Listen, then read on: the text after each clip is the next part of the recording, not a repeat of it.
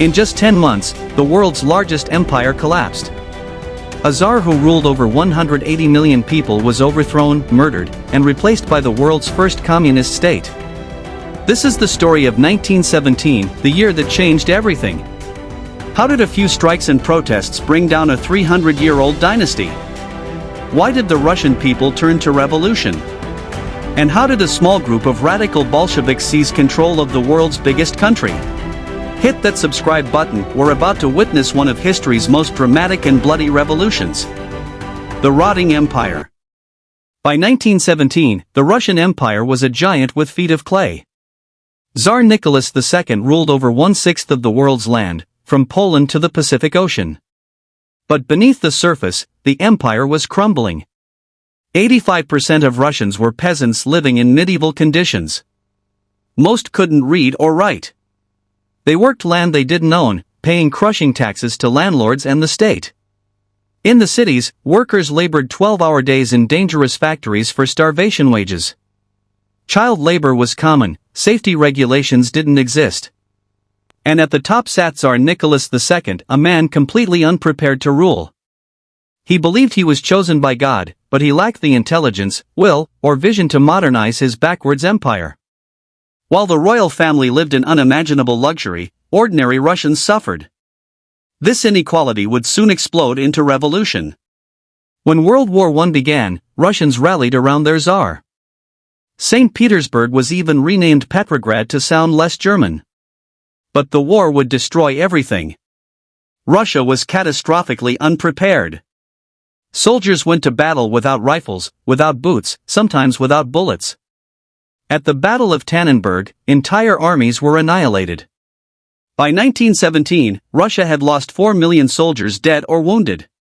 Entire villages had no men left. Families received no news, no compensation, nothing. Meanwhile, the mysterious Rasputin wielded incredible influence over Tsarina Alexandra. This mad monk seemed to control the royal family, making crucial decisions while the Tsar was at the front. On the home front, the economy collapsed. Food disappeared from cities, inflation soared, and people began to starve. The war meant to unite Russia was tearing it apart. By February 1917, Petrograd was a powder keg. On February 23, International Women's Day, female textile workers went on strike demanding bread. What started as a protest about bread quickly became something much bigger. Workers joined the women, students joined the workers, and soon hundreds of thousands filled the streets. The crucial moment came when the Tsar's own soldiers refused to fire on protesters. Cossack cavalry, the regime's most loyal troops, began joining the revolution. Isolated and abandoned, Nicholas II had no choice. On March 2, he abdicated, ending 300 years of Romanov rule. Russia had no Tsar for the first time since 1613. A provisional government took power, led by liberal politicians who promised democracy, civil rights, and continued involvement in World War I. But they made a fatal mistake, they kept fighting the war. For a brief moment, Russia seemed free. Political prisoners were released, censorship ended, and people dared to hope for a better future. But Russia now had two governments. The official provisional government controlled the bureaucracy, but the Petrograd Soviet, a council of workers and soldiers, had real power on the ground. Across Russia, Soviets sprang up in every city and town. Workers took over factories, soldiers formed committees, peasants seized land. Authority was breaking down everywhere. The provisional government's biggest mistake was continuing the hated war. They launched new offensives that failed catastrophically, costing thousands more Russian lives. Into this chaos stepped Vladimir Lenin.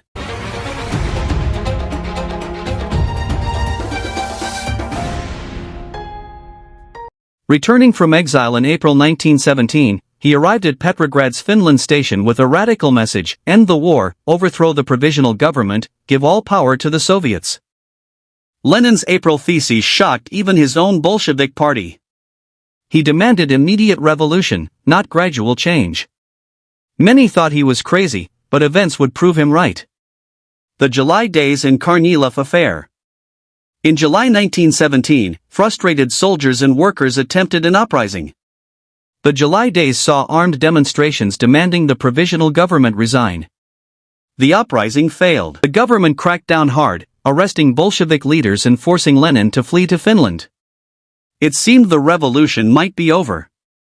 But in August, the government faced a greater threat.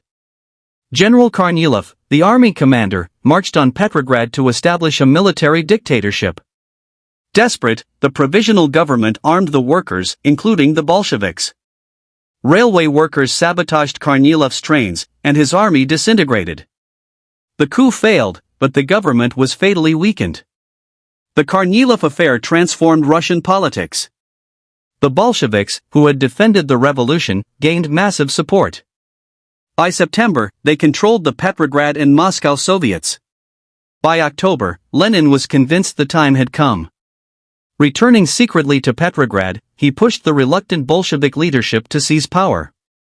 Leon Trotsky, the brilliant organizer, planned the takeover through the Military Revolutionary Committee. They would claim to be defending the Soviets, not staging a coup. On October 25, November 7 by the Western calendar, Bolshevik Red Guards began occupying key points in Petrograd: bridges, railway stations, telegraph offices, government buildings. The climax came at the Winter Palace, where the Provisional Government had taken refuge. The famous storming was actually quite anticlimactic. A few hundred defenders faced thousands of attackers. By dawn, it was over. The Provisional Government ministers were arrested, and the Bolsheviks controlled Petrograd. Lenin emerged from hiding to announce, "We shall now proceed to construct the socialist order." At the Congress of Soviets, Lenin proclaimed the victory of the workers' and peasants' revolution. The world's first communist state had been born.